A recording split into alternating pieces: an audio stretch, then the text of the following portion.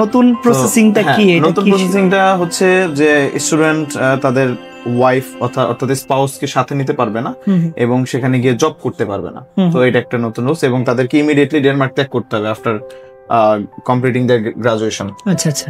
তো এই জন্য আসলে আমরা ভয় পাচ্ছিলাম যে আসলে কি আমরা নতুন রুলসে পড়বো কি পড়বো না, আমার ওয়াইফকে আমি নিতে পারবো কি পারবো না। বাট এটা থেকে অ্যালায়েন্স কনসালটেন্সি আমাকে অনেক হেল্প করেছে, যে তারা খুব দ্রুত তার সাথে কাজটা কমপ্লিট করেছে। আচ্ছা আচ্ছা আচ্ছা। আচ্ছা, আর এবার তো ভিসা প্রসেসিং এ খুব বেশি সময় লেগেছে। আমি 30 তারিখ, এপ্রিলের 30 তারিখে আমার কাগজপত্র সব কমপ্লিট করা হয়েছে অ্যালায়েন্স কনসালটেন্সি থ্রুতে। তো কাগজপত্র কমপ্লিট করার পরে 4 মে আমি কাগজপত্র সাবমিট করি। তো এরপরে তো ইন্টারভিউ কল নাই, অনেক টেনশনে ছিলাম। আচ্ছা আচ্ছা। সো বাট আমি টেনশন মুহূর্তে অ্যালায়েন্স কনসালটেন্সি সজল ভাই আপনাকে অনেক জ্বালাইছি ফোন দিয়ে যে ভাই কি অবস্থা, কি পাচ্ছি না কেন, হয়তো আবার একটু রুড রাগ হয়ে গেছি যে ভাই এরকম কেন হচ্ছে। আচ্ছা আচ্ছা।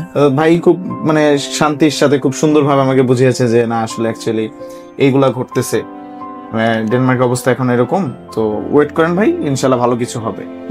তো তখন হচ্ছে আমি, আমার মনে আছে যে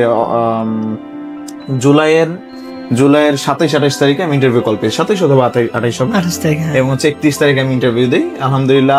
এবং একটা ব্যাপার যে অন্যান্য এজেন্সি, আমি অনেকগুলো এজেন্সি দেখেছি যে তারা আপনার ইন্টারভিউর সময় যে ইন্টারভিউর যে মক টেস্টগুলো, ইন্টারভিউর জন্য কিন্তু মক দরকার হয়, আইএলসি সবকিছু না, আইএলসটা এবং ড্যানিশ এম্বাসির ইন্টারভিউটা